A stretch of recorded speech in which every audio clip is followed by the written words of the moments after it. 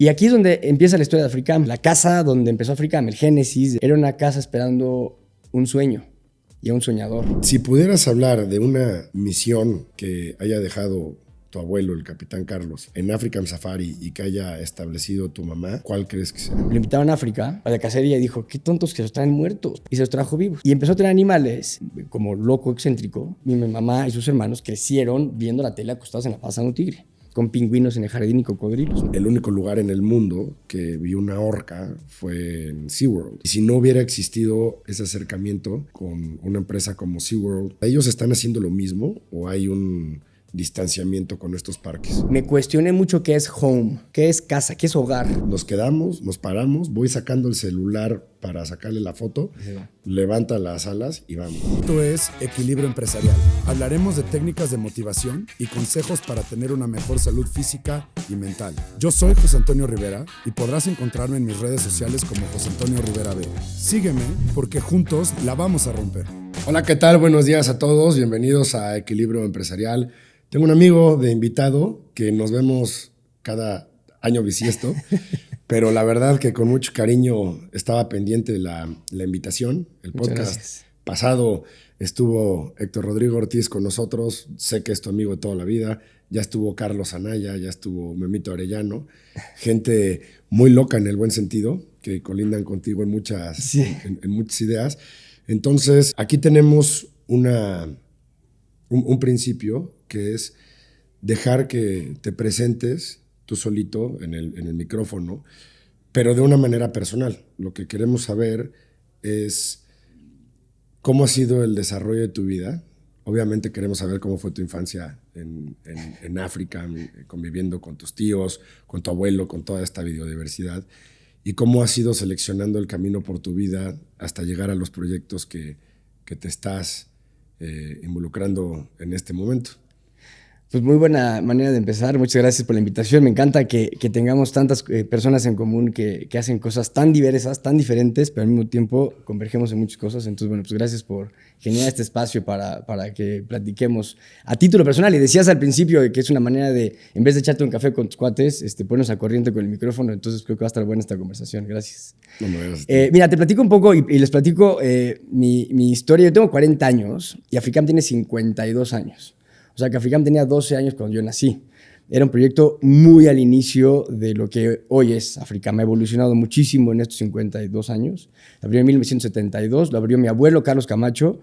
Él lo abre y a los 4 años se muere y a los 6 años se muere mi abuela. Entonces mi mamá, Amy Camacho, a los 16 años se queda huérfana con una hermana más chica bueno, eran 8 hermanos, tenían sus nombres de la A a la H. La hermana más chica tenía 7 años o por ahí, ¿no? 6 años. Entonces agarra un paquete muy grande de un proyecto que acaba de abrir y una familia pues que tenía que defenderse de muchas cuestiones que sucedieron a la muerte de sus papás, ¿no? Entonces la historia empieza en realidad no cuando empieza Africam, sino empieza con Carlos Camacho. Yo no conocía a mi abuelo Carlos, cuando yo lo escribo, hablo de él como si fuera de estas como... Hoy los emprendedores que tanto le hacemos, ¿no? Glorificamos a los Steve Jobs y a los Jeff Bezos del mundo, Elon Musk del mundo. Yo creo que mi abuelo era un emprendedor visionario muy loco. Fíjate, él trajo la primera computadora a México del mundo. O sea, él trajo una computadora y le hacía la nómina a Volkswagen. Tenía un cuarto gigante de tarjetas con aire acondicionado. Fue la primera empresa en el mundo en vender por paquetería. A ver, aquí son datos más, datos menos, igual y luego hay muchas dudas en algunas cosas de la biografía, porque fue hace muchos años y murió él hace mucho, pero él fue la primera empresa en vender por paquetería, una empresa en vender genéricos para los migrantes en Estados Unidos y todo lo hacía a través del radio. Pero entonces la historia no empieza ahí, empieza más atrás, ¿no? Él era un migrante de Acatzingo, Puebla, de un pueblito que está a 1 hora y media de aquí de Puebla. Cuando se muere su segundo hermano de hambre, en extrema pobreza, le dice a su mamá, ya me voy a Estados Unidos, voy a buscar futuro y cuando ya tenga dinero suficiente voy a venir por ti con un traje blanco en un Cadillac blanco para comprarte tu casa en la ciudad. Y esa fue su zanahoria, siempre. Se fue a Estados Unidos, tardó en llegar y todo eso es toda otra historia que eso valdría la pena una plática específica de la historia del capitán Carlos Camacho, que ahora, bueno, llegamos a por qué es capitán. Pero cruza Estados Unidos Y la razón por la que se hace millonario fue porque tiene una voz extraordinaria atrás del micrófono. Está hablando del micrófono, ¿no? Como Héctor. Como Héctor. Pero era más guapo, era mucho más elocuente, era mucho mejor que Héctor. ¿No? Y Carlos tenía una personalidad muy particular y una visión muy interesante. Entonces empieza a trabajar en esta estación de radio en Los Ángeles y le dice al dueño de la estación, no me pagues, dame la hora de la madrugada, o sea, dame de cuando se acaba la programación a la mañana, porque yo voy a usar ese espacio.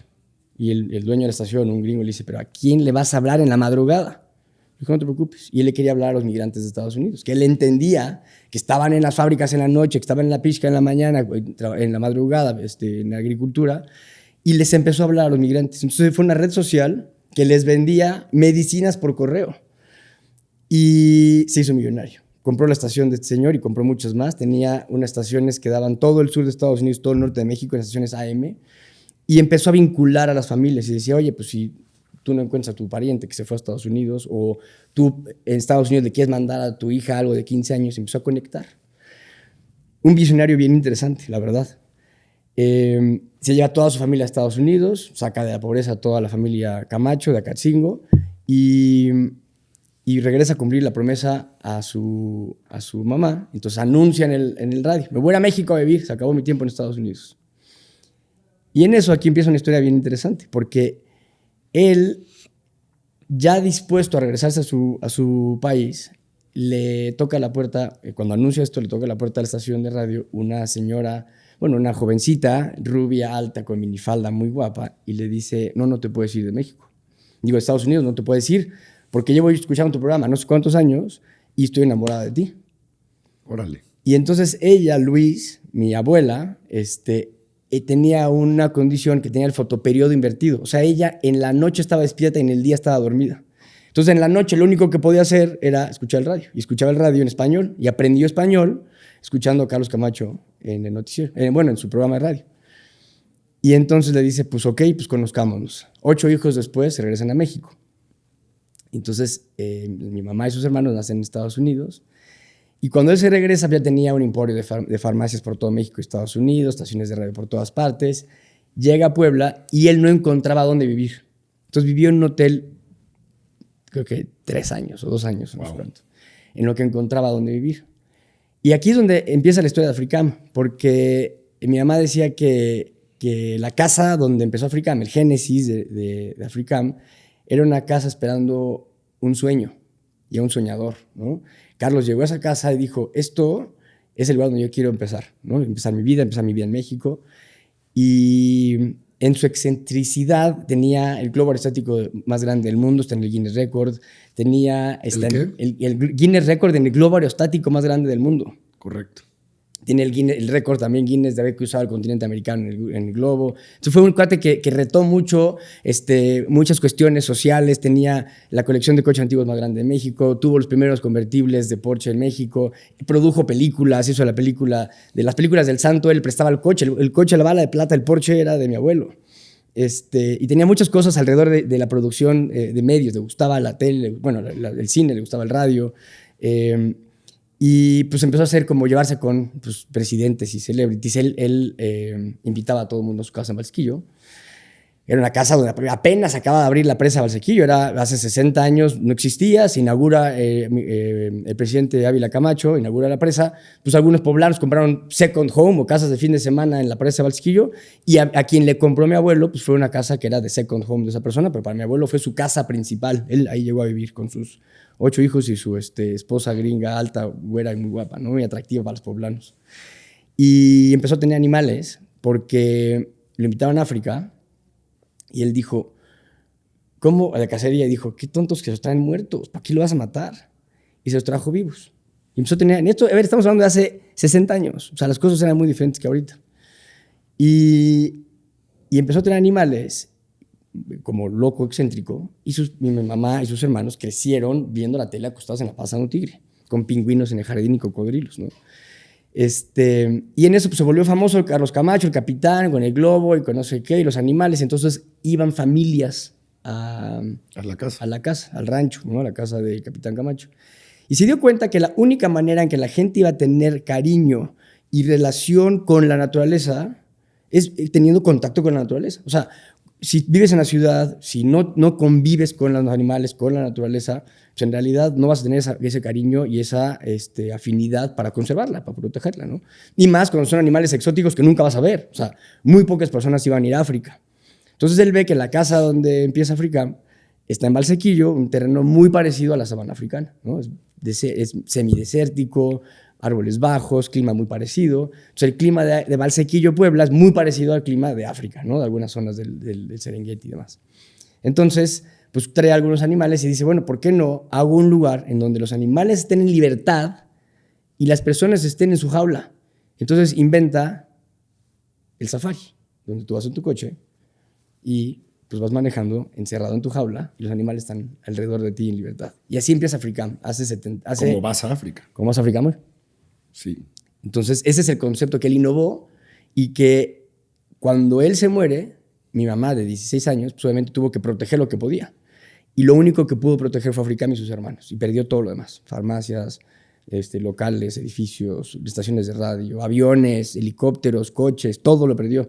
¿Y perder qué significa? Pues que estaba el nombre de no sé quién o que no estaba el nombre de nadie. Pues no había testamento, había muchas cosas que mi abuelo pues, se murió en una época, pues nunca se imaginó que se iba a morir para empezar, ¿no? Claro. Entonces, pues deja muchos temas volando. Mi mamá trata de resolver lo que puede y agarra Africam. Y Africam empieza como un proyecto que no era negocio, que no había dinero para pagar las cosas, porque obviamente era un hobby de él. Y entonces mi mamá le preguntan, ¿no? En alguna entrevista que luego te mando para que escuches, de su última entrevista, hace justo 4 años.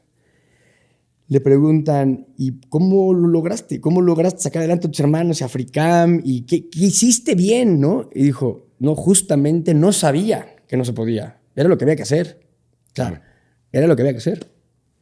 Y entonces la historia de Africam empieza con Amy, ¿no? Es el legado del capitán, pero él lo abrió, él trazó los caminos, él hizo el circuito del corrido, él hizo, pero todo el concepto de Africam hoy, que es un centro de conservación, un lugar donde hacemos proyectos in situ, o sea, en nuestro parque, y ex situ, fuera de nuestro parque, lo hacemos en proyectos, tenemos 14 proyectos de conservación a nivel nacional, otros, bueno, en total son 22 proyectos de conservación a nivel mundial también, y todos estos proyectos son de un modelo de negocio, que es un parque familiar, de entretenimiento, un parque de diversiones, un parque de esparcimiento familiar, un lugar donde la gente va con sus hijos, con su novia, a dar el anillo, va a casarse, van las empresas, porque la gente quiere estar en contacto con la naturaleza. Y nosotros hemos hecho durante muchos años todo lo que podemos para que las especies que están con nosotros, que tenemos 450 especies, más de 6,000 individuos bajo nuestra custodia, que estén en las mejores condiciones, con los mejores genes, con la mejor alimentación, con el mejor enriquecimiento para que no estén aburridos y que también sea una experiencia extraordinaria para nuestros visitantes, que también se la pasen bien, que esté divertido para los niños, que esté padre el lugar. Entonces ha sido un reto bien interesante porque somos una empresa familiar con un ADN tatuado de conservación, pero que tenemos que hacer que esto solamente pase la prueba del tiempo. Yo soy la tercera generación, ¿no? Entonces, un poco respondiendo a la pregunta de quién es José Adrián, pues soy el primero de la tercera generación de la familia, en donde nuestra responsabilidad familiar es no pensar que vamos a seguir viviendo en Africam, ¿no? Entonces, por eso yo he hecho muchas otras cosas. Nunca he trabajado en Africam, aunque soy Africam, ¿no? Tengo un emprendimiento, tengo otro trabajo, soy consultor de negocios, soy emprendedor de Workosfera, me gusta el tema de las startups, me dedico a otra cosa muy diferente a la conservación de Africam, pero es mi esencia, ¿no? De ahí venimos y pues obviamente pues, siempre pensando en cómo los proyectos de todos los negocios que hacemos tienen que tener un impacto, porque mi mamá decía, todo lo que hacemos deja huella. Hay que saber qué tipo de huella queremos dejar, ¿no? Por supuesto. Me pusiste una intro padrísima, ¿no? Creo que es increíble cómo al no haber conocido a tu abuelo, te traspasó tu mamá este misticismo y esta magia que siempre ha rodeado a Carlos Camacho, ¿no? Ahora, platícame una cosa antes de empezar al tema de África. ¿Tú qué estudiaste, José? ¿Por dónde has andado por el mundo? Porque has sido una persona muy inquieta. Yo me acuerdo que cuando no te conocía, estás hablando de que yo a lo mejor tenía 10 años, escuchaba a mis hermanos platicar que habías tenido accidentes muy fuertes, ¿no? Que te habías caído de la montaña, luego una vez te atropellaron en una motocicleta o brincando en un go-kart, no me acuerdo. Tienes hobbies de escalar, de rapelear, andas por todos lados. Pero, ¿qué has hecho, o sea, con ese José Adrián de chavito y de por dónde lo has llevado y qué emprendimientos estás teniendo ahorita? Mira, a ver, está buena la pregunta. Sí, tuve 2 accidentes muy fuertes. Uno fue rapeleando, me confié de más, la verdad. Lo hacía demasiado, entonces ya ni hice nudo de seguridad, no chequé mi anclaje porque rapeleaba hasta en los puentes del periférico y edificios de mis amigos de departamentos. O sea, la verdad lo hacía demasiado. Le perdí miedo y pues tuve consecuencias. Me eché para atrás y pues me caí de 25 metros de rodilla, me rompí toda la rodilla, el fémur, el acetábulo, tuve golpes por todas partes. Y de ese accidente pues estuve en cama en secundaria y entonces fue un accidente relativamente sonado. Por eso obviamente tú te acuerdas porque pues estuve en secundaria en silla de ruedas, luego en muletas, fue como muy visible y muy sonado, ¿no? En nuestro círculo ahí en la familia, que tenemos amigos en común y tus primos, ¿no? Y ese fue como un primer aprendizaje de algo que fíjate que como que de alguna manera una de las miedos que hoy yo tengo es mi no miedo al no miedo. O sea, yo veo a mis hijos, específicamente Darío, que tiene 1 año y medio, y digo, no tiene miedo de nada. Entonces yo digo, a ver, Carlos Camacho tampoco tiene miedo de nada. O sea, hay cosas que heredamos en nuestras familias, o sea, hay genes que pasamos, claro, y personalidades y actitudes. Y yo llegué a no tener miedo de los deportes extremos, y entonces andaba en moto, sin casco, o sea, me confié mucho. Y creo que eso fue uno de los detonantes que me marcaron en mi vida. Me cambiaron muchas de mis formas, mi personalidad, me dio más paciencia. O sea, yo lo veo como procesos de aprendizaje míos muy indispensables para el José Adrián que hoy soy, ¿no? Que hoy soy 180 grados diferente al José Adrián secundario, ¿no? Entonces, por un lado, esa como inquietud o restlessness de deportes extremos y demás nos fascina, pues lo hacemos en nuestra vida. Vamos de viaje y nuestros viajes son a ver naturaleza y en la naturaleza pues hay deportes extremos, hacemos kayak, hacemos buceo, hacemos rappel, a donde vayamos buscamos hacer diferentes actividades, ¿no? Y eso pues mi mamá lo tenía, mis tíos lo tienen, no somos de las familias que ven el fútbol el fin de semana, ¿no? Pues como que tenemos como que esa parte, pues un poquito diferente y que también tiene su lado negativo, ¿no? Pues fui bulleado en el colegio porque no tenía tele en mi casa y porque no jugaba fútbol y como que también a veces puede ser un poco el extremo, que hoy tratamos de vivir en los dos mundos, ¿no? Pues al final pues sí hay que poder platicar de Super Bowl, aunque no sé ni quién jugó ni quién ganó el domingo, ¿no? Pero bueno, es un reto que también al viajar mucho te abres a muchas otras personas, ¿no? Entonces regresar a Puebla a veces es como ver un Puebla o una sociedad pues que pues tú fuiste y regresaste y el común denominador pues sigue más o menos normal, como va la bola de nieve en la vida. Y a mí me costó trabajo porque tenía una inquietud de viajar a cañón. O sea, yo en mi década de los 20, cada centavo que tenía, viajaba. Me acabé un pasaporte completo, viajé por todas partes. Lo ligué a la universidad, o sea, obviamente lo ligué profesionalmente. También buscaba hacer negocios, o sea, como que siempre trataba de ganarme una lana. Me certifiqué de buceo, entonces también, o sea, como que al final era una manera de yo irme en la universidad a viajar, a hacer la maestría. Era como mi siguiente plan, y era otro pretexto en el futuro que se hizo cuando cumplí 30. La maestría. Entonces, como que me eché mi década de los 20 y principio de los 30 viajando. La verdad, pues era mi prioridad, ¿no? Al grado que cuando me casé, pues no tenía nada. Ni dinero ahorrado, ni casa, ni coche, ni nada, porque pues acababa de regresar de la maestría de Australia y pues tenía 35 años o 34 años y pues ya había hecho muchísimo, pero no tenía nada, ¿no? Y pues estaba en paz con eso. Yo creo que en mi cabeza postergué una responsabilidad que iba a llegar, que creo que era el settle down, ¿no? Y pues ahorita en esta etapa de mi vida, a mis 40 años, estoy settling down un poco más con mis hijos, ¿no? Entonces pues sí me eché un buen rato de moverme y de hacer deportes. Hubo una parte en Australia que te fuiste en una camioneta. ¿Fue en Australia? Sí. Cuando me fui a la maestría en Australia, Eso estuvo chistoso. a ver, eso fue consecuencia de, a ver, tenía la personalidad, pero fue consecuencia. Australia es carísimo. Entonces me fui de estudiante, de maestría, tenía una beca que me ayudaba del CONACYT, un crédito de Banco de México, vendí mi camioneta y con lo que fui dije, pues ahí veo qué hago. Entonces estaba apretado de lana y la renta estaba carísima. Y entonces, pues sí, era como que el reto más grande era pagar la renta cada semana. Y decía, es que ¿para qué? O sea, ¿para qué? Para llegar a dormir, ya sabes.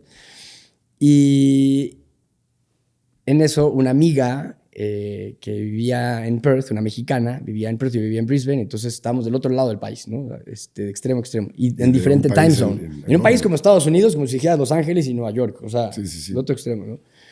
Y entonces Jade y yo platicábamos mucho de la distancia y ella vivía en una van. Y era una hippie con su esposo, casados, viviendo en una van en Perth y trabajaban de meseros y dormían en un parque. Y yo decía, están locos. ¿Cómo viven en una van? O sea, en un parque, ¿no?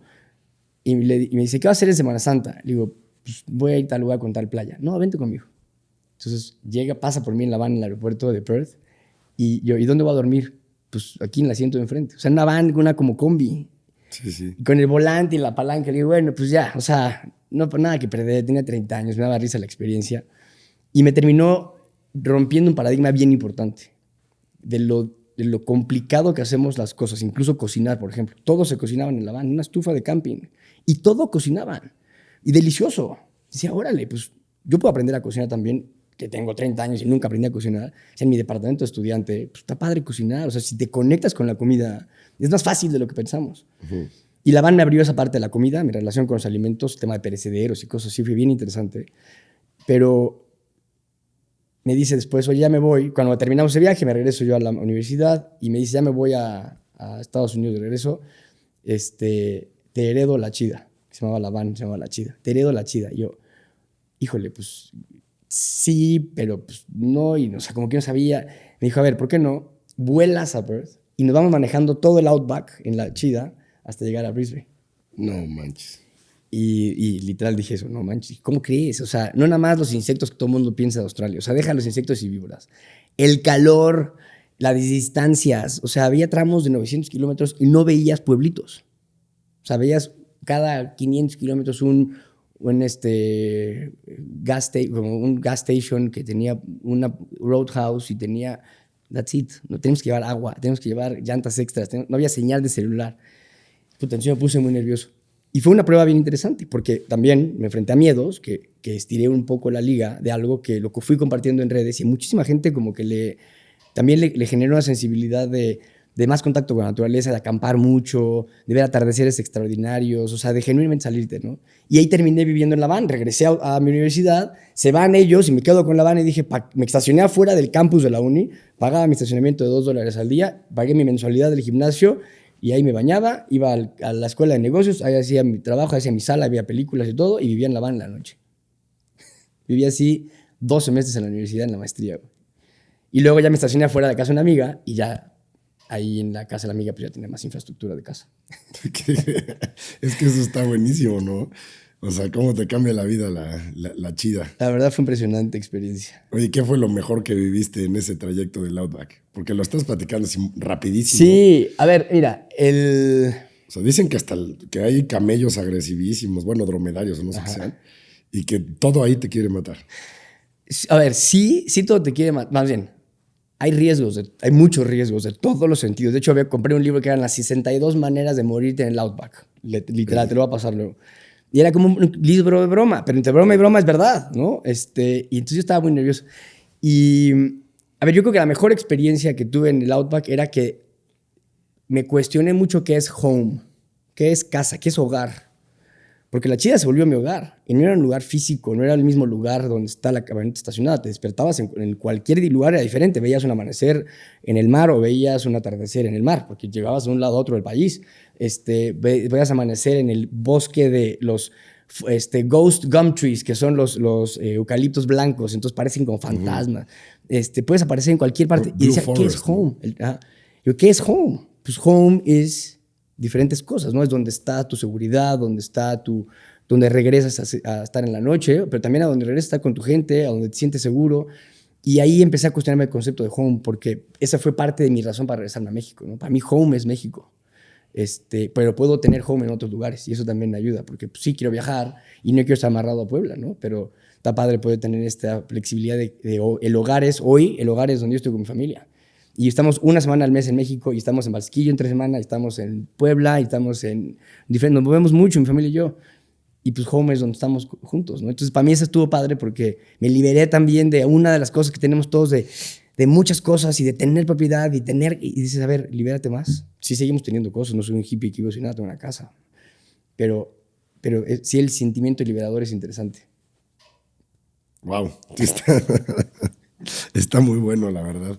Lo había escuchado, pero ya sabes, yo creo, y me vino ahorita el flashback de, ya sabes, esa plática en el bar de un amigo, cuando dicen, es que ahorita José Adrián está viviendo en una camioneta en Australia. Y yo les preguntaba, ¿cómo? Yo tenía, ¿qué? 22 años, 20 a lo mejor. ¿Cómo? ¿Qué está haciendo? No, pues sí, igualito, ¿no? Lo que tú me estás platicando. Pero yo no sabía que habías cruzado el Outback. Yo sabía que te había sido un tramito. Eso está interesante. Y luego 2 semestres en la uni, güey. Entonces también ahí estuve... O sea, sí la van se volvió bien importante para mí. Estuvo bien padre. Yo me la quería traer a México. Imagínate traerme la de Australia a México. Estaba loco, pero bueno, no se pudo. Híjole, hubiera valido la pena, ¿no? Lo ponen junto al globo del abuelo. Que ahorita con tu plática acabo de entender que por eso en el comedor principal de African Safari hay un globo. Claro, y se llama El Espíritu de Puebla. Porque Carlos Camacho, mi abuelo se llamaba Carlos Camacho Espíritu. Entonces su globo era Espíritu de Puebla. Oye, y a ver, palabras tuyas, José Adrián. Si pudieras hablar de una misión que haya dejado tu abuelo, el capitán Carlos, en African Safari y que haya establecido tu mamá, ¿cuál crees que sea? A ver, creo que evidentemente es el tema de conservación. O sea, para nosotros vemos a Africam como un arca de Noé. Vemos a Africam no nada más como un arca de Noé genético, que sí, evidentemente tenemos una población en donde está nuestro parque, pero también estamos haciendo una colección mundial de genes. Entonces, hay 2 cosas que pasan importantes en Africam y creo que es parte de la misión. O sea, es conservación, pero ligado a colaboración. O sea, Africam tiene una población de animales, si yo tengo un macho, tú tienes una hembra, pues lo lógico, como los perritos, pues nos lo prestamos, te mando mi macho y tenemos crías y así. Entonces, eso mismo pasa en los parques. Movemos muchos animales. Por eso un poco en el caso de la historia de Benito es muy chistoso, porque hemos movido cientos de animales, hemos rescatado cientos de animales. Hemos movido muchas jirafas, 40 jirafas hemos movido, y Benito fue la más emblemática. Y hay una teoría de por qué, ahorita vamos a platicar de Benito. Pero después. Pero regresando al punto de conservación y de conservación, nosotros lo que hacemos es también la parte de colaboración. Entonces, a nivel mundial hay muchos parques que están con una base de datos compartida de todos nuestros individuos, ¿no? De quiénes son hijos, qué enfermedades han tenido, cuál es la estructura familiar, porque lo importante es mezclar genes y no tener yo mi misma población y se empiezan a mezclar entre los mismos, ¿no? Entonces, como pasa con los perros y se empiezan a enfermar, ¿no? Se empiezan a enfermar muchas especies, o sea, como que, y también tienes mutaciones, pero también tienes mezclas de especies, entonces hay subespecies, entonces es importante que haya una base de datos compartida. Por otro lado, es muy importante colaborar, porque es muy chistoso. O sea, si yo te digo, los activos de Africam son los animales, ¿no? Pensando que tú tienes un restaurante y tus activos son tu cafetera y tu mesa y tal. Pero yo te digo, yo tengo un lugar donde tu cafetera le iría mejor, porque mi restaurante está más bonito, entonces pásame tu cafetera para que mi restaurante sea mejor, ¿no? Y eso es un poco podría pasar con Africam, porque nosotros movemos individuos que de repente podemos tener el rinoceronte del zoológico de Dallas. Y está con nosotros hasta que se reproduzca, hasta que esté bien. Bueno, literalmente el rinoceronte está ahí, no sé si es el de Dallas. Sí. Se llama Yago. Entonces, justamente está en préstamo, entre comillas. Claro. Lleva con nosotros 2 años y pues, lo que falte, ¿no? Y los animales tienen que tener todo un programa de colaboración multiconocimiento, porque yo puedo aprender una cosa y tú otra cosa. Entonces, digámonos y compartámonos. Entonces, compartimos genes, compartimos conocimiento y también colaboramos con iniciativas. Entonces, por ejemplo, tenemos un programa de monitoreo del lobo mexicano en el Mar de Cortés, ¿no? Entonces, colaboramos con varias instituciones privadas, públicas, gobierno local, gobierno federal, tal, y entonces hacemos un proyecto de desenmalle del lobo marino, que va gente de Africam, que va gente de tal instituciones, y se hace todo un proyecto de una semana completa, acampando. Entonces, tenemos que colaborar. Entonces, nuestra sangre es colaborar y preservar. Eso es lo que nuestra esencia. Y una esencia bien importante es la parte de Camacho, la familia Camacho. O sea, como familia le damos mucho peso a que, mi mamá siempre decía, ¿no? La marca más importante es Camacho. Africam, el nombre de Africam viene de Afri de África y Cam de Camacho, ¿no? Nuestro nombre está en el parque. Y pues tenemos que ser empresarios responsables, hagamos lo que hagamos. Tenemos que ser colaborativos, hagamos lo que hagamos, tenemos que compartir conocimiento, tenemos que ver por el bienestar de la sociedad y el futuro de nuestros hijos. Y creo que es algo que los ambientalistas lo han tenido mucho, pero que creo que de alguna manera ahorita ya la emergencia mundial está poniendo a todos que no les queda otra más que ser ambientalistas de emergencia, ¿no? O sea, el tema del agua del DF, que en 3 meses se acaba la reserva de agua de Ciudad de México, en 3 meses, o estamos en febrero, antes de las elecciones se puede acabar el agua en la Ciudad de México. Y llevamos hablando de esto mucho tiempo. Muchos hablamos de esto mucho tiempo, hasta que nos alcanza, ¿no? Entonces, creo que sí es bien importante el labor que hace Africam en tema de educación también. Eso es otra variable. Y empezamos por la familia, ¿no? Tratamos desde nosotros ser empresarios congruentes o personas congruentes en nuestros hábitos e inspirar a más personas a través de Africam, a través de los otros proyectos que tenemos. Tenemos otro que se llama Arboterra, que está en el Parque Ecológico de Puebla. Tenemos otro que se llama Rescate Táctico, que Rescate Táctico es un proyecto que está en centros comerciales. Es un laser tag, un como gocha de láser, pero que el chiste es que te entrenas a ser ranger, ¿no? Rangers son los que cuidan a los animales en libertad. En África, por ejemplo, cuidan a los rinocerontes. De los poachers, que son los malos, ¿no? Los cazadores furtivos. Entonces tú eres un ranger, te entrenas para ser ranger, y el proyecto, que es divertido, que es divertido para todas las edades y tal, es educativo, y también tiene un proyecto de conservación donde mandamos y equipamos a rangers en África. O sea, mandamos chalecos antibalas, binoculares nocturnos, muchas cosas para poder fortalecer a los que hacen el trabajo en campo, ¿no? Entonces, mucho de lo que tratamos de hacer como esencia es esto, ¿no? Que nuestro modelo inspire y conecte y haga que haga más cambios. Hay un cuate de estos, hoy se me olvidó el nombre, pero lo voy a poner en el video del episodio, que se volvió famosísimo. Pues es un güey bien parecido, mamado, pelón, que se la pasa rescatando todas las especies de África de los poachers. No pone nada agresivo en sus redes, más que de repente cuando se encuentra a los rinocerontes, pero su imagen es como muy clásica en una Triumph, una moto vieja, bonita, bien conservada, él solito vestido como tú estás ahorita, y se baja de la moto y llegan una manada de leones y los abraza, ¿no? Y se deja. Entonces, obviamente, cuando subió foto y video abrazando a los animales, pues, se volvió famosísimo. No sé si lo has visto por ahí. No lo he visto, mándamelo. A ver, es bien interesante el tema del contacto con animales porque a la gente le encanta. O sea, por eso también había influencers como Black Jaguar, White Tiger, ¿no? Hay gente que tiene iniciativas en donde quiere que la gente vea el contacto con animales. Lo que pasa es que muchas veces se hace irresponsablemente. O sea, es muy bonito tener un leoncito que te regala alguien, pero es una irresponsabilidad tener un león porque tienes que, para empezar, crece. Y el leoncito bonito se vuelve un león que te puede matar, que juega y te da un zarpazo. Entonces, tener animales y contacto, no olvidemos el instinto. Los animales tienen instinto y a menos que les cortes las garras, les cortes el colmillo, los drogues, les eches cosas en los ojos, pues pasa, también pasa, ¿no? Hay gente que va a Tailandia y está con los tigres, ¡ay, qué bonito! Pues sí, hay mucha gente que cuestiona cómo están esos tigres, ¿no? Si les dan algo, si no... O sea, entonces, creo que aquí el reto es, nosotros queremos que la gente se involucre con la naturaleza de una manera responsable. O sea, si tú vas a Africam hay una cosa que se llaman experiencias exclusivas, que es un contacto con el animal, que tú le das de comer a los animales, la dieta de los animales, en los horarios que los animales comen.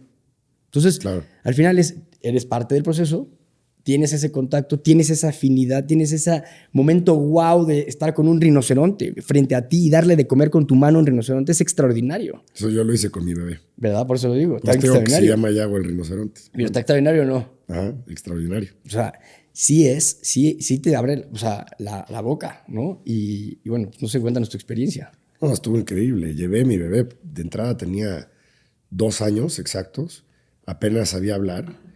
Y le encantó cómo ver que le daban manzanas y plantitas de eucalipto al rinoceronte. De encino. Como de encino, perdón. Pero son igualitos para mí, a la vista. Entonces, abría la boquita, saca la lengua, y pues yo no le alcanzaba a ver los molares, pero supongo que los tienen más atrás. Entonces, pues tu bebé llega y le mete la manzana. Y obviamente yo como papá...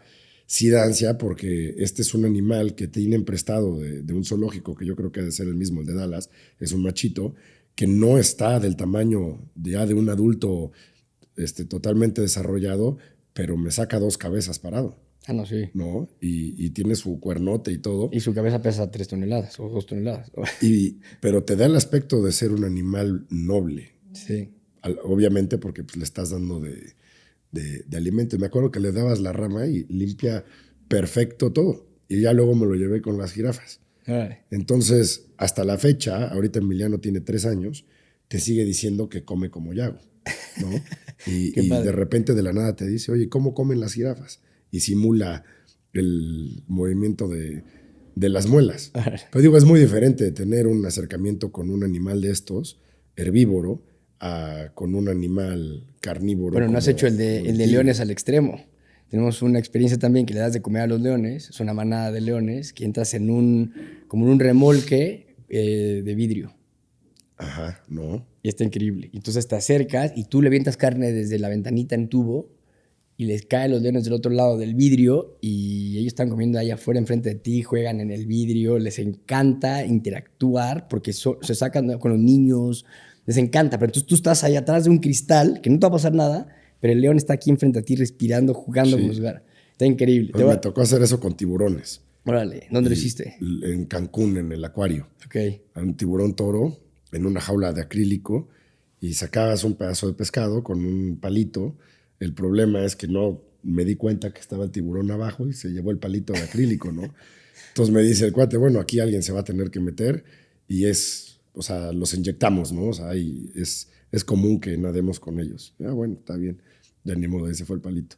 Pero sí impacta. Sí, la claro. verdad. Es que ese es el tema, que no estamos en contacto con la naturaleza y nos forma a los hijos, forma nuestras personalidades. Creo que es bien importante buscar momentos de esparcimiento. Te voy a dar un dato bien curioso que yo creo que no te imaginas y seguramente a mí cuando me enteré yo no sabía, imagínate. O sea, creo que este amor por la naturaleza se refleja en Estados Unidos.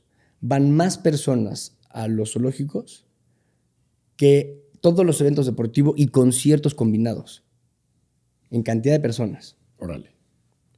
La gente quiere ir a los zoológicos, quiere ir con sus hijos, quiere estar en contacto con la naturaleza, quiere salir al aire libre, no quiere ir al mall tampoco. Oye, a ver, creo que es importante tener un punto de vista y no es en mala onda, pero por ejemplo, hablando del tema de esto de las orcas, ves que está muy sonado en Estados Unidos. ¿Cuál sería tu punto de vista? Que antes de que contestes, te digo yo, la verdad es que el único lugar en el mundo que vi una orca fue en SeaWorld. Y me acuerdo un recuerdo de mucho cariño, de tratar de preservar la vida silvestre de estos animales que están cruzando todo el mundo y nadando por todos lados divinos. Y si no hubiera existido ese acercamiento con una empresa como SeaWorld, no quiero decir que sea bueno o sea malo lo que hagan, ni cómo los capturan, ni ya las historias de cada una de las ballenas, porque no me las sé, como la de Tilly, como esa que se volvió famosísima. Pero ¿cuál es el punto de vista? ¿Ellos están haciendo lo mismo o hay un distanciamiento con estos parques? Felicidades por este planteamiento que acabas de hacer. Te lo juro, ese es exactamente el momento en el que estamos viviendo ahorita. Evidentemente, sí hay muchas prácticas que se tienen que mejorar. Y es un proceso de evolución. O sea, la sociedad ha ido evolucionando en todos los sentidos. Para empezar, desde que las mujeres votan, ¿no? Hemos pasado del apartheid, obviamente la esclavitud. O sea, ha habido una evolución de la forma en la que los humanos somos con los terceros, con la naturaleza.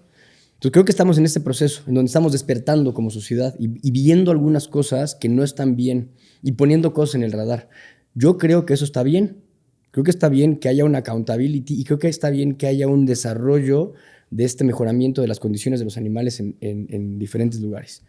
Y justamente Africam lleva 30 años haciendo mucho labor con todo el gremio. Una labor que pues, no ves tú, que no sabes tú, que el ciudadano de a pie no sabe que existe, ni el que va a Africam, ¿no? Que es parte también del reto de comunicar lo que hacen los parques. Fíjate, existe una asociación mexicana, una asociación latinoamericana, una asociación de Estados Unidos, una asociación de Europa y una asociación mundial. Todas estas asociaciones son como si dijeras distintivo ISO o algún tipo de certificado. Cada una tiene lineamientos de manejo de animales, de investigación, de lineamientos de conservación. O sea, hay estándares globales que llevan 30 años haciéndose, que mi mamá fue pionera. Ella abrió las dos asociaciones, la mexicana, la latinoamericana. Africam fue la primera en entrar a la de Estados Unidos, que no era de Estados Unidos, a la mundial. Y los lineamientos que Africam pone se terminan volviendo muchas veces lineamientos de mejores prácticas de las asociaciones. ese es un poco lo que fortalece y mejora un sector, ¿no? En donde dices, bueno, pues hagamos congresos, tengamos mejores prácticas, compartamos cosas, mejoremos las condiciones y pongamos límites. Pongamos, por ejemplo, espacios donde cuál es la capacidad de un parque, por especies, por machos, por especie, por individuo, ¿no? O sea, puede ser que esta especie es de machos, que son muy territoriales, entonces no puedes mezclar, ¿no? Todas estas prácticas de cómo mezclas animales, qué tamaño tienen que tener, cómo son las crías, celo de los machos, de las hembras, etcétera. Todo esto es un trabajo que se hace behind the scenes para que los individuos estén bien. Y se comparte y aprendemos entre muchos parques. Definitivamente, SeaWorld debería de hacer una alberca más grande. Pero esa es la conclusión, una alberca más grande. No debería de cerrar SeaWorld, porque exactamente lo que tú acabas de decir es lo que nosotros sabemos que hacen nuestros modelos de negocio. Nunca vas a ver a una jirafa en libertad. Los pocos que vemos una jirafa en libertad, pocos que vemos una orca en libertad, pero la viste, te sensibilizó, te marcó. Entonces, sí, los parques, muchos, incluyendo SeaWorld, tienen muchas prácticas que hay que mejorar. Muchas que ya están escritas y se tienen que simplemente ejecutar. Y muchas que tienen... El problema de los parques es que muchos están en manos de personas que pues, son o de gobierno, o de biólogos, o de veterinarios, y pues es levantar un sector. Es una industria que hay que levantar, que no tiene la voz que tuvo la que hizo algunos documentales, porque hay voces más ruidosas que ponen ciertos temas en el radar, que aunque están algunas cosas sustentadas en ciertas cosas, pierdes de vista el panorama completo. Pierden de vista el impacto genuino que existe en una sociedad. Y creo que ahí, mientras mejoremos las prácticas y cuidemos los individuos y sepamos que no existe tampoco condiciones de libertad, porque hoy existe una recompensa de $1,000 por una cabeza de un orangután en Borneo, en la isla de Borneo, que es la isla más grande del mundo después de Australia. Australia es un continente. Entonces, imagínate la isla de Borneo. El 90% de la isla está talado para bosques de palmo, de aceite de palma, ¿no? De palmas de aceite de palma. Estos cultivos son amenazados por los orangutanes, porque los orangutanes van y arrancan las ramas y se comen las plantas.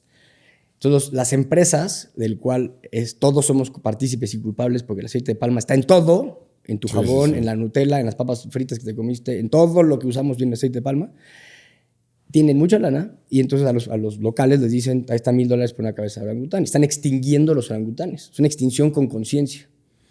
Lo mismo con los rinocerontes. Los rinocerontes es una extinción con conciencia porque les conviene a los que venden el cuerno de rinoceronte afrodisíaco, según ellos, que dice que tiene propiedades, les conviene que no existan rinocerontes para que entonces ley de oferta y demanda. Ya no hay oferta, pero ya no hay rinocerontes. Entonces va a crecer el precio impresionante.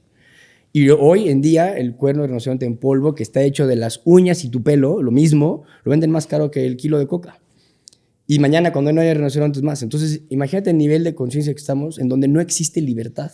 Entonces, ¿qué decimos? Oye, no, pues liberen a todos los animales. Ok, ¿en dónde?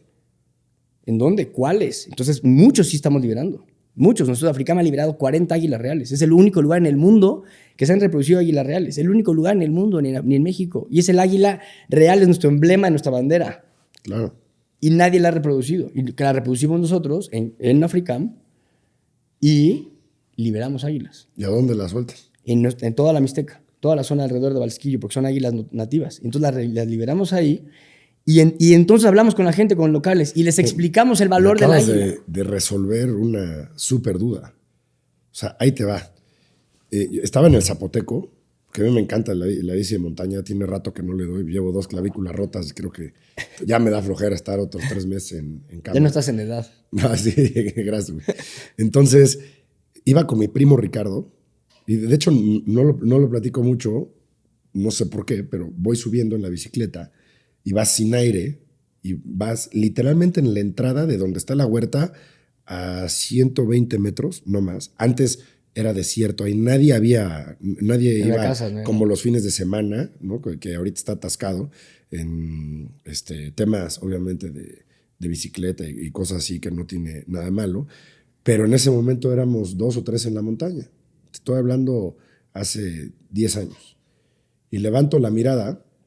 Y en un árbol, o sea, enfrentito de mí a 2 metros, una águila real, parada, enorme, cabrón. Vale. Y la verdad es que me quedo con Ricardo viendo, y pues no podíamos hablar de que estábamos sofocados de que no somos los mejores atletas del mundo. Y dijimos, qué buena onda, ¿no? Nos quedamos, nos paramos, voy sacando el celular para sacarle la foto, levanta las alas y vamos. Wow, qué Y regalazo. se va. Y otra, en la casa de mis papás, yo creo que la conociste alguna vez, Sí. está la cocina, tiene una ventana que da hacia un jardincito que da enfrente.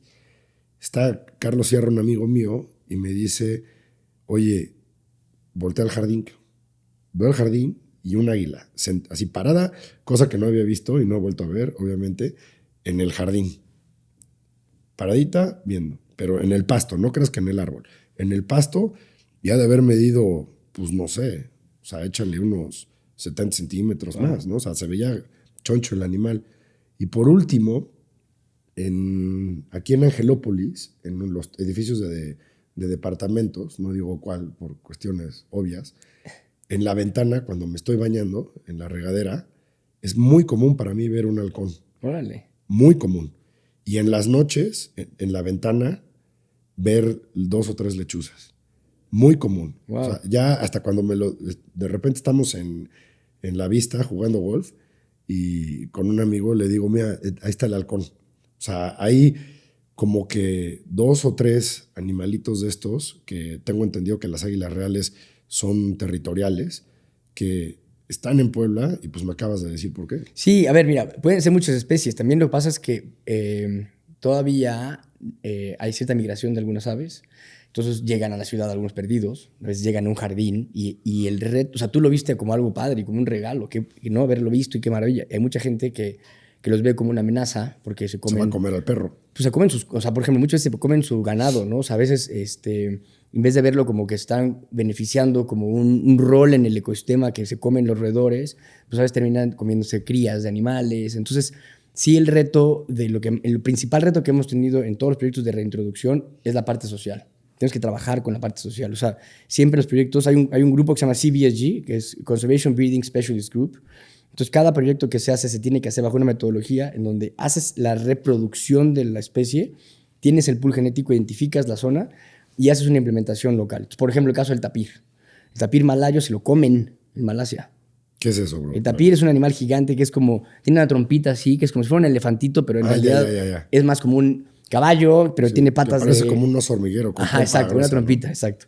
Hay malayo, que es de Malasia, y hay, bueno, que es del sureste asiático, y hay otro que es el centroamericano. En africano tenemos los dos, pero lo importante de esta historia, específicamente el tapir, es que haces una reintroducción con una población que se lo come, que es parte de su cultura, que es parte de su fuente de proteína. ¿Cómo le dices a esa persona que no coma? Yo te digo a ti, tú no comas, a tus hijos no les des de comer. Claro. ¿Cómo?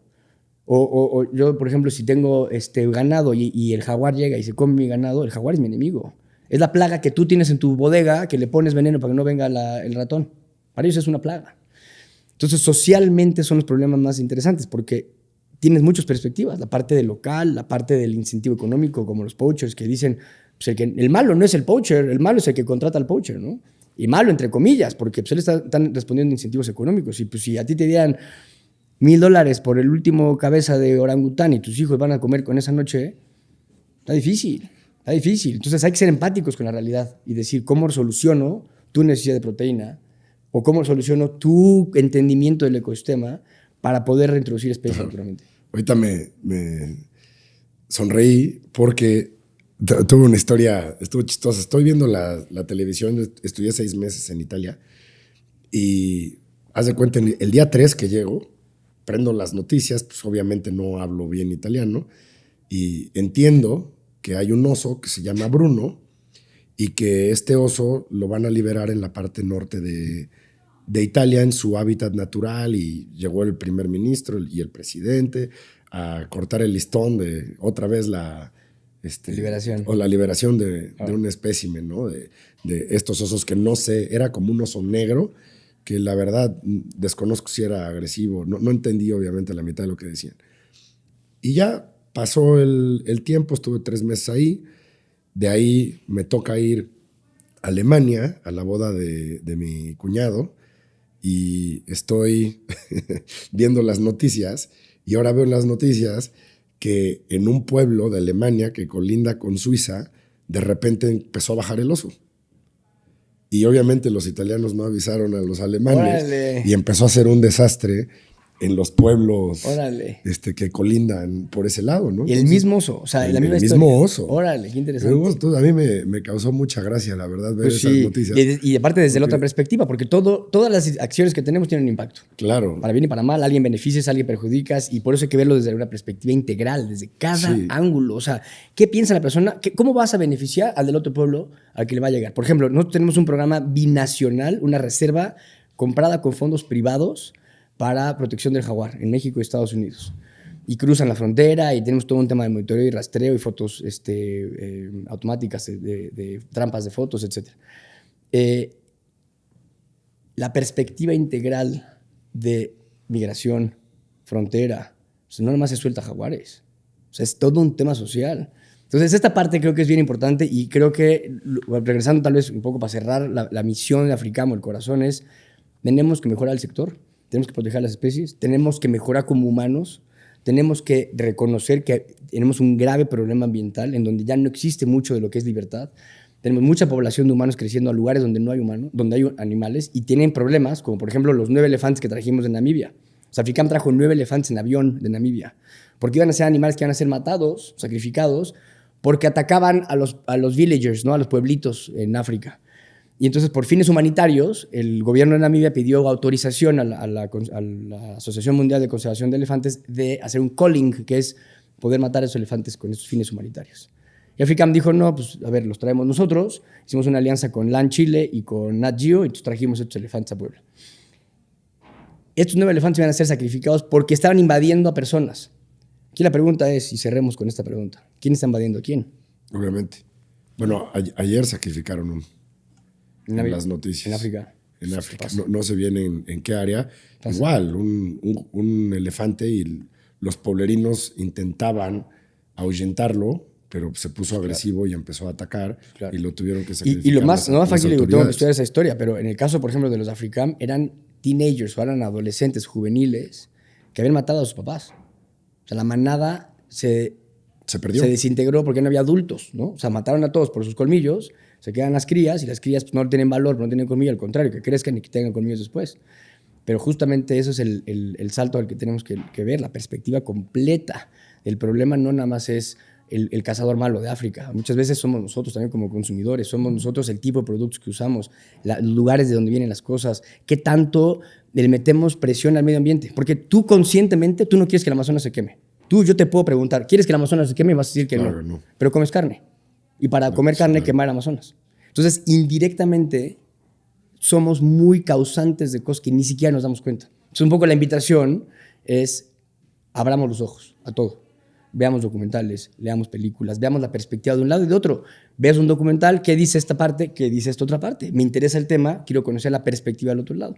Y entendiendo 2 o 3 perspectivas, tienes un entendimiento de una situación más integral que solamente ser un radical de un cierto tema, ¿no? Creo que es muy importante que existan estos radicales que ponen temas en el radar, pero la población, la media de la distribución poblacional, pues tiene que ir mejorando. Tenemos que mejorar, hacer mejores consumidores, y hacer mejores empresarios, y hacer corresponsables y ser mejores papás. Porque el problema que viene no es para ti. Claro. Tú vas a seguir jugando golf los siguientes años.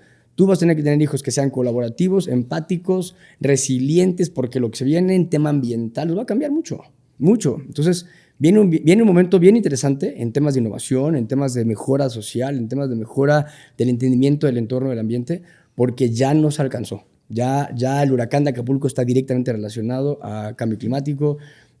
Todo el problema que está pasando, la sequía nacional y mundial, está directamente relacionado al cambio climático. Y el cambio climático está directamente relacionado al consumo humano. Principalmente alimento que podemos influir directamente en cómo comemos. Y no estoy diciendo que seamos vegetarianos ni veganos. Además que tengamos conciencia de que lo que nosotros hacemos tiene un impacto. Hay que decidir qué tipo de impacto tener. De dónde conseguirla. Cada cuánto. La certificación, cada cuánto. Sí. Oye, una preguntota de África. ¿Cuál fue el impacto que tuvo la pandemia, bro? Uy, mira, ese es todo otro podcast. Fue lo peor que nos ha pasado en la vida.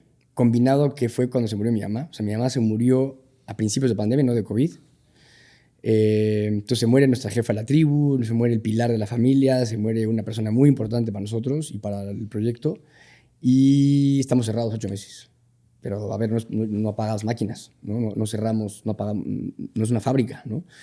Entonces, pues fue un reto muy grande porque tenemos 2 partes que componen Africam, la parte de animales, la parte operativa de animales y la parte de las personas que atienden a personas, ¿no? O sea, el de la tienda, el que da servicio, atención al cliente. Entonces, hay todo un sector importante que no queremos nosotros dejar a la gente sin trabajo porque es gente capacitada, ¿no? Es gente completamente involucrada con nuestra misión, entiende lo que hacemos. Tenemos una tribu increíble. Yo creo que una de las cosas más padres de Africam es la tribu.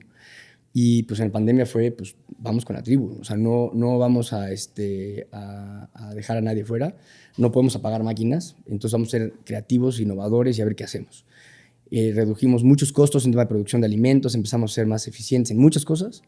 Y luego empezamos a diversificarnos, ¿no? Con el tema de las experiencias de contacto cercano con los animales para que nos ayudara la gente a pagar. En pandemia pagabas 5,000 pesos y venías a darle de comer a los animales. Ayúdanos, ven. Y sal de tu casa y ayúdanos, ¿no? Involúcrate y estás yendo a un lugar seguro y un lugar al aire libre.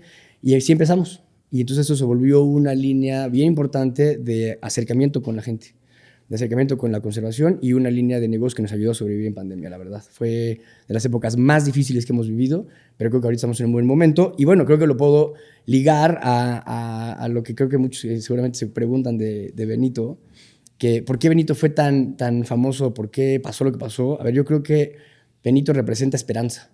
Representa que la sociedad civil puede decir, aquí hay algo injusto, hay que hacer algo al respecto. Y pasó. El gobierno tomó la decisión que tenía que tomar. Fue un tema político, lo dijo en la mañanera Andrés Manuel.